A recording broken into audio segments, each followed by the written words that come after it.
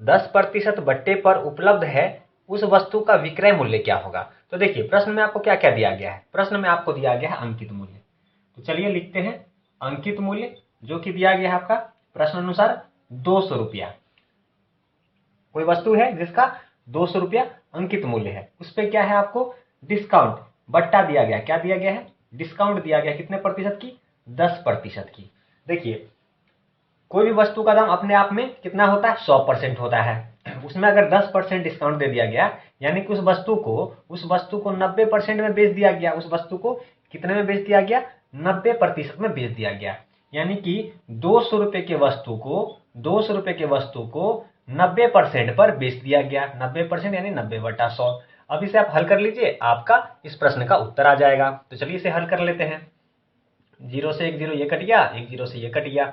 20 और 9 को गुना करेंगे तो 180 आएगा। और 180 क्या? 180 रुपये क्या होगा? यानी कि उस वस्तु को 180 रुपये में बेच दिया गया। तो ये आपका क्या हो जाएगा? विक्रय मूल्य हो जाएगा। ठीक है। तो इस प्रकार से इस तरह के प्रश्नों को आप हल कर सकते हैं और उत्तर फाइंड कर सकते हैं। तो बहुत ही आसान था। तो चलिए इसी तरह के एक और प्रश्न को लेते हैं, ताकि आपका कॉन्सेप्ट और अच्छे से क्लियर हो सके, ताकि ऐसे प्रश्न आपके सामने आए तो आसानी से उसे आप बना सके। तो लेते हैं दूसरे प्रश्न को।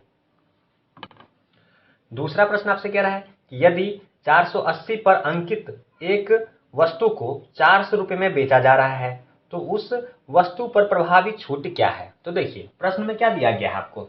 अंकित मूल्य दिया गया है। क्या दिया गया है? अंकित मूल्य दिया गया है। अंकित मूल्य कितना है आपका? अंकित मूल्य दिया गया है जो कि आपका है 480। किसी वस्तु का अंकित मूल्य 480 है और उसे बेचा गया कितने में बेचा गया? 400 में बेचा गया। कितने कम में बेच दिया गया?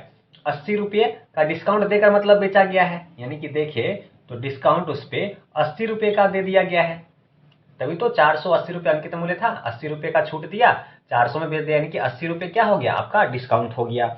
तो आपका यही कह रहा है ना कि जो डिस्काउंट दिया गया है उस पर प्रतिशत में आपको ऑप्शन बताना है। तो चलिए बताते हैं इसका आंसर क्या आएगा। तो देखिए आपको 80 रुपये का डिस्काउंट दिया गया है, तो इसे हल करने के लिए लिखेंगे 80 रुपया डिस्काउंट ऊपर, और जो भी अंकित मूल्य होगा अंकित मूल्य को लिखेंगे नीचे। अंकित मूल्य को लिखेंगे नीचे।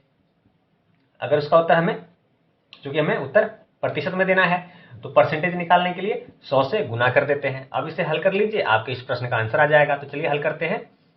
0 से 0 कट गया। ठीक है। इसी प्रकार देखिए तो 4 से आपका ये भी कट जाएगा, 4 एकम 4, 4 दूनी 8, और 4 से ये भी कट जाएगा आपका, 4 दूनी 8, 20 बार में कट जाएगा। इसी प्रकार देखिए तो 2 से आपका 2 छक्के 12, 2 दाहिन 10 फिर से कट सकता है। 2 से कटेंगे तो फिर 2 तिया 6, 2 पंचे 10, यानी कि आपका 50/3 आएगा। अगर इसे हम हल करेंगे तो आपका उत्तर लगभग 16.67 बनेगा, जो कि आपका ऑप्शन नंबर ए है, और यही आपका क्या होगा? इस प्रश्न का आंसर हो जाएगा। तो काफी सरल था। इसी प्रकार से आपके ये प्रश्न हल हो चुके हैं, और इस तरह के प्रश्नों को इसी विधि से आप हल करेंगे। तो चलिए एक और प्रश्न लेते हैं और उसे भी हल करना।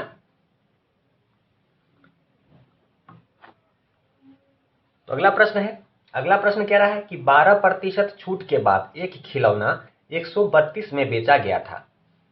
खिलौने का अंकित मूल्य क्या था। देखिए यहाँ पे आपको छूट दे दिया गया है, यानी कि डिस्काउंट पहले बता दिया कि भैया 12% का छूट दे दिया गया है। 12% का छूट देने का मतलब है कि कोई वस्तु अपने आप में 100% होता है, उस वस्तु का दाम अपने आप में 100% होता है। अगर 12% की छूट दे दी गई है, यानी कि उस वस्तु को 88% में बेचा गया होगा, इसका मतलब ये हुआ। ठीक है। और उस वस्तु को 132 रुपये में बेच दिया गया है, और उसका विक्रय मूल्य कितना है? विक्रय मूल्य कितना है? 132 रुपये है। यानी कि इसी का ये प्रतिशत मान है, इसी का ये प्रतिशत मान है। तो हमसे अंकित मूल्य पूछा गया है। तो देखिए 132 जो कि विक्रय मूल्य है उसे लिखेंगे ऊपर, और उसका प्रतिशत मान 88% है, उसे लिखेंगे हम नीचे। और चूंकि प्रतिशत में हमें आंसर चाहिए तो 100 से कर देंगे हम गुना। 88% है, इसलिए कोई भी वस्तु अपने आप में अंकित मूल्य उसका 100% होता है, 100 होता है, इसलिए हमने इसे 100 किया। तो चलिए इसे अब हल कर लीजिए, आपके इस प्रश्न का उत्तर आ जाएगा। तो चलिए इसे हल कर लेते हैं। अगर इसे देखें हम 11 से, 11 8 88 और 11 से आपका ये भी कट जाएगा एक बार में, और 2 11 दूनी 22। ठीक है, इसी प्रकार से देखें तो 4 से, 4 दूनी 8, 4 तिया 12, 2 से आपका ये कट जाएगा 50 बार में। इस प्रकार देखें 150 रुपये 150 रुपये में 50 रुपये क्या होगा, उस वस्तु का अंकित मूल्य होगा, और यही इस प्रश्न का आपका आंसर हो जाएगा। तो इस तरह के प्रश्नों को आसानी से इस प्रकार से आप हल कर सकते हैं। तो उम्मीद है आपको यह समझ में आया होगा। वीडियो अगर पसंद आता है तो चैनल को सब्सक्राइब कीजिए, वीडियो को लाइक कीजिए। मिलते हैं ऐसी महत्वपूर्ण प्रश्न के साथ अगले वीडियो में। तब तक वीडियो देखने के लिए आपका धन्यवाद।